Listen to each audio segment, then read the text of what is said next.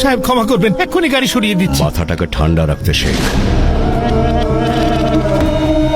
না, এটা করবেন না, এটা করবেন না, জানা সাহেব, এটা করবেন না, ওটাকে ফেলবেন না। একটু আগেই বললে মাথা ঠান্ডা রাখতে, কিন্তু কন্ট্রোলই হয় না।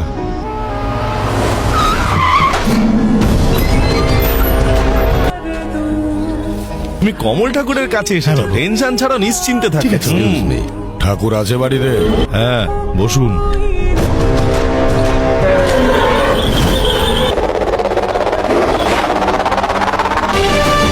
আমার নাম রাডিয়া, রাডিয়া ইন্ডাস্ট্রিজ, রাডিয়া এক্সপোর্টস, রাডিয়া। এই জল খাবারে লাল চন্দন কাঠের কথা শুনেছেন নিশ্চয়ই। আমাদের সমস্ত ট্রাক আপনাদের গ্রাম পেরিয়েই বর্ডারে যায়। যদি আপনি চান তো আমরা 40% শেয়ার দিতে পারি। অনেক নষ্ট হচ্ছে। আমি কিছু কম বললাম নাকি? এই দাম দিয়ে দড়িগুলো কিনতে হয়, নষ্ট করিস না। ঠিক আছে ভাই। কত দাম নিল? আপনি কিসের কথা বলছেন? খুব তো সেজেগুজে এসেছো। এটা নিছকই শখ। ব্যাপারটা আসলে পারমিট নিয়ে, আর আপনিই হচ্ছেন আমার পারমিট। আপনার একটা ইশারা আর কেউ ওদেরকে চেকপোস্টে একটা প্রশ্ন করতে সাহস পাবে না। আমি আপনাকে 50 কোটি দেব। এত টাকা দেবে তুমি? আরে শোন বাবলু, ভাই। আমাদের চন্দন কাঠের অ্যাকাউন্টে কত আছে এই চাঁদুদের বলে দে। আমি আপনাকে কোটি টাকা লাভের গল্প বলছি, আর আপনি তখন থেকে বলদার দড়ির গল্প বলছেন। এই কথাটা কিন্তু হজম করতে পারলাম না।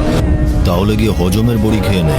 চন্দনের গাছগুলো কেটে তুই তার স্মাগলিং করতে চাইছিস, আমার হজম হলো না। গরিব চাষিদের নির্দয়ভাবে মেরে তোদের ট্রাক ওদের ক্ষেত নষ্ট করবে, এটাও আমি হজম করব না। এই বাঁদরটা আমায় দেখছে, ওর আশাটাও আমার হজম হচ্ছে না। এটা মনুষ্যত্বের দরবার, তোর মতো শয়তানদের জন্য না। সেই জন্য তোর অফারও আমার হজম হলো না। 12টা রাজ্যে আমার এই কারবার ধুমধাম করে চলছে। সব গ্রামেই আমি কোনো না কোনো ঠাকুর পেয়েই যাই। তোমার যদি অসুবিধে থাকে আমি অন্য ঠাকুর খুঁজে নেব। ঠাকুর তো তুই অনেক খুঁজে পাবি, অমল ঠাকুর একজন। দাদা একবার যে কাজ না করে দিয়েছে সেই কাজ আর কেউ করতে পারবে না। এই ঠাকুর, এখনো তোমাদের কাছে দড়ি কাস্তে আর লাঠি ছাড়া কিছু নেই। আমার কাছে মেশিন গান আর মিসাইল আছে। এগুলোর একটা যদি চালিয়ে দিই না, পুরো গ্রাম। এই রাগ আর অস্ত্র দুটোই বুদ্ধি খাটিয়ে ব্যবহার করতে হয়। একে ক্ষমা করে দিন, ও আমার ছোট ভাই। তাহলে বড় কর ওকে, সংস্কার শেখা ওকে। এখানে আবার এলে দুজনকেই পুঁতে দেব।